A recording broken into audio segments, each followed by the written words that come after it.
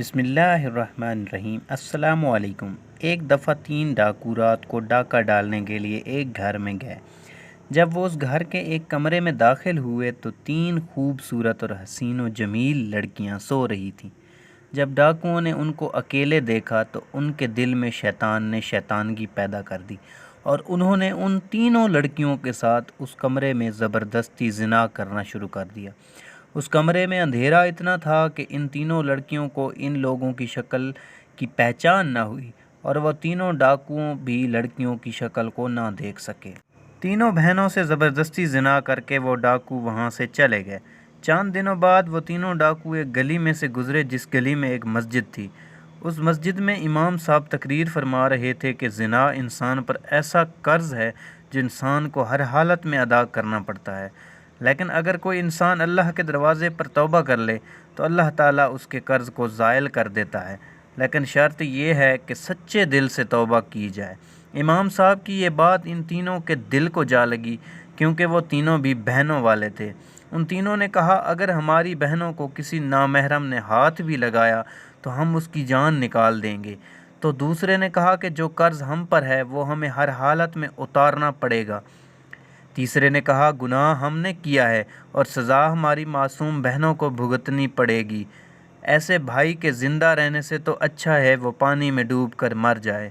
اب تینوں کو اپنے گناہ کا احساس ہو گیا اور انہوں نے ایک دوسرے سے کہا کہ اس کی تلافی کیسے کی جائے۔ وہ تینوں اس گلی میں پشیماں ہو کر بیٹھ گئے۔ پھر ایک نے کہا امام صاحب کے پاس جا کر مدد لیتے ہیں۔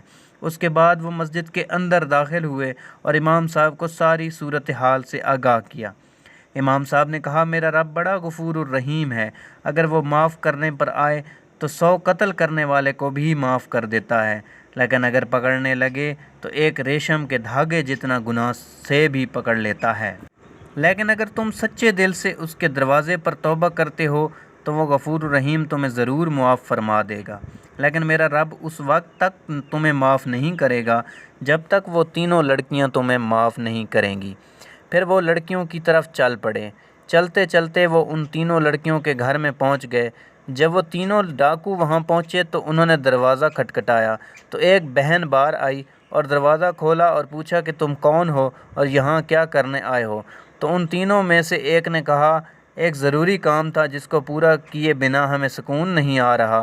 ان کی باتوں سے اس لڑکی کو تسلی ملی اور وہ تینوں کو اندر لے گئی۔ جب وہ اندر داخل ہوئے تو باقی 2 بہنیں رو رہی تھیں، تو انہوں نے پوچھا کہ تم رو کیوں رہی ہو اور کیا تمہارے ماں باپ نہیں؟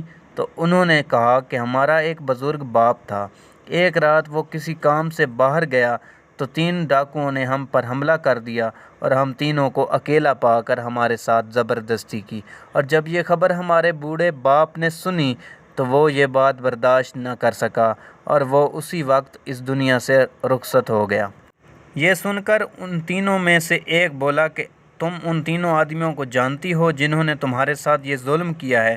تو ان تینوں نے کہا کہ اندھیرے کمرے میں جب انہوں نے ہم سے زبردستی زنا کیا تو ہم ان کی شکل نہیں پہچان سکیں۔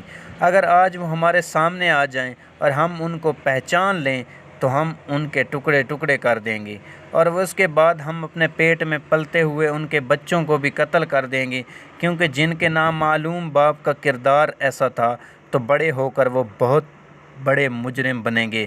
یہ سن کر ان تینوں میں سے ایک ڈاکو نے کہا کہ اس رات تم سے زبردستی زنا کرنے والے ہم تینوں تھے۔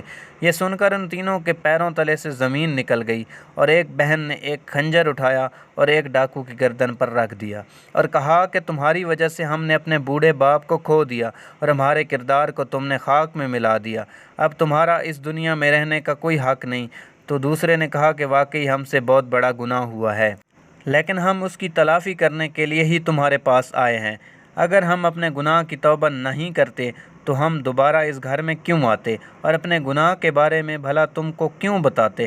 یہ سن کر اس نے کہا کہ تم اپنی غلطی کی صلاح کیسے کر سکتے ہو؟ تو انہوں نے کہا کہ ہم تم تینوں بہنوں سے شادی کریں گے اور اس طرح ہم اپنے بچے کو ایک باپ کا نام دیں گے۔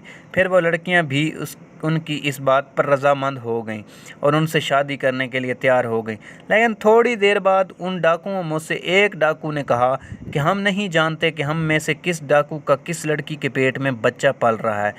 یہ بات سن کر سب پریشان ہو گئے۔ تھوڑی دیر بعد سوچنے کے بعد انہوں نے کہا ہم امام مسجد کے پاس چلتے ہیں اور انہی سے اس مسئلے کا حل نکال لیتے ہیں۔ پھر ایک نے کہا کہ ہم امام صاحب کو یہاں بلا لیتے ہیں۔ ان دونوں نے اس کی بات پر اتفاق کر لیا۔ پھر ایک ڈاکو امام صاحب کو لے کر حاضر ہوا اور امام صاحب کو تمام صورتحال سے آگاہ کیا۔ تھوڑی دیر سوچنے کے بعد امام مسجد نے ان تینوں ڈاکوؤں کو ایک لائن میں کھڑا کر دیا اور پھر ایک لڑکی کو کہا کہ تم ان تینوں کے سینے سے ناک لگا کر خوشبو سونگھو، کیونکہ جب تم ان تینوں کے قریب جاؤ گی تو تمہیں ایک عجیب و غریب خوشبو محسوس ہوگی، کیونکہ ہر مسلمان چاہے کتنا ہی گناہ گار کیوں نہ ہو، اگر اس نے نبی کا کلمہ پڑھ لیا ہو تو اس کے جسم سے ایک عجیب و غریب خوشبو نکلتی ہے، اور وہ خوشبو ہر ایک میں مختلف ہوتی ہے، اور جب تم ان تینوں میں سے خوشبو سونگھو گی تمہیں محسوس ہوگا کہ اس دن کون سا ڈاکو تمہارے قریب آیا تھا۔ یہ سن کر وہ تینوں بڑے حیران ہوئے، اور پھر ایک لڑکی تینوں کے قریب گئی، خوشبو سونگھنے کے بعد کہا کہ امام صاحب مجھے پتہ چل گیا ہے کہ اس رات یہی نوجوان میرے قریب آیا تھا۔ پھر امام صاحب نے اس لڑکی اور لڑکے کو علیحدہ بٹھا دیا۔ پھر دوسری لڑکی کو کہا کہ ان دونوں میں سے چیک کرو اور پھر بتاؤ کہ ان میں سے کون سا شخص جب تمہارے قریب آیا تھا۔ پھر اس لڑکی نے خوشبو سونگھی تو کہا امام صاحب یہ دوسرا آدمی ہے جس سے خوشبو آ رہی ہے، جو اس رات زبردستی کرتے وقت اس کے جسم سے آتی تھی۔ امام صاحب نے اس کو بھی علیحدہ بٹھا دیا اور پھر تیسری لڑکی کو کہا کہ یہ آخری نوجوان تمہارا گناہ گار ہے۔ امام صاحب کی عقل مندی کو دیکھ کر وہ سب بڑے متاثر ہوئے۔ پھر امام مسجد نے ان تینوں کا نکاح پڑھا دیا اور خوش رہنے لگے۔